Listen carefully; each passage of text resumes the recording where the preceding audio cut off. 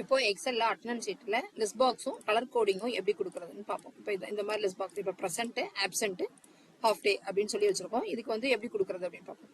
இப்போ ஃபர்ஸ்ட் இப்படி கொடுக்கறதுக்கு என்ன பண்ணணும்னா, இந்த நேம் வந்து இப்போ நம்ம வந்து ஒரு நேம் வச்சிருக்கோம். இந்த மாதிரி நிறைய நேம்ஸ் வந்து டைப் பண்ணி வச்சிருக்கோம். டைப் பண்ணி வச்சுட்டு நம்ம என்ன பண்ணணும்னா, இந்த இடத்துல போயிட்டு ஃபுல்லாக வந்து நம்ம என்ன பண்ணணும், டேட்டாவில் வேலிடேஷன் சொல்லிட்டு ஒன்று இருக்கும். டேட்டா வேலிடேஷன் போயிட்டு டேட்டா வேலிடேஷன் எனி வேல்யூன்னு சொல்லியிருக்கு இல்லையா, இதில் வந்து லிஸ்ட்னு சூஸ் பண்ணிட்டு இப்போ நம்ம இங்கே கொடுக்கணும். பிஆ இருக்கலாம், ஏஆ இருக்கலாம், ஹாஃப் டேயா இருக்கலாம்.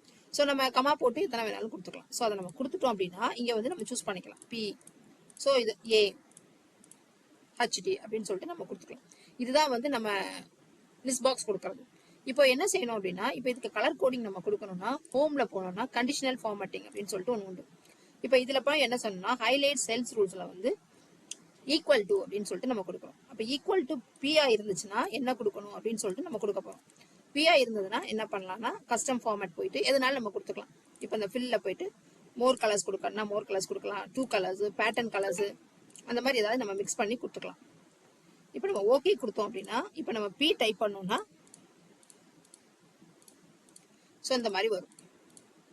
இது நம்ம சூஸ் பண்ணி கொடுக்கணும். ஃபர்ஸ்ட் சூஸ் பண்ணிக்கணும். சூஸ் பண்ணிக்கிட்டு கண்டிஷனல் ஃபார்மேட்டிங்ல ஹைலைட்டர்ல ஈக்குவல்ஸ் டு போட்டு பிஆ இருந்துச்சு அப்படின்னா நம்ம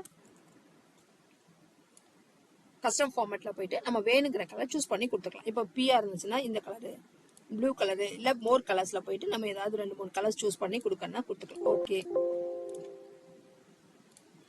ஸோ ஓகே. இப்போ நம்ம பி கொடுக்கல இந்த மாதிரி வரும் பி.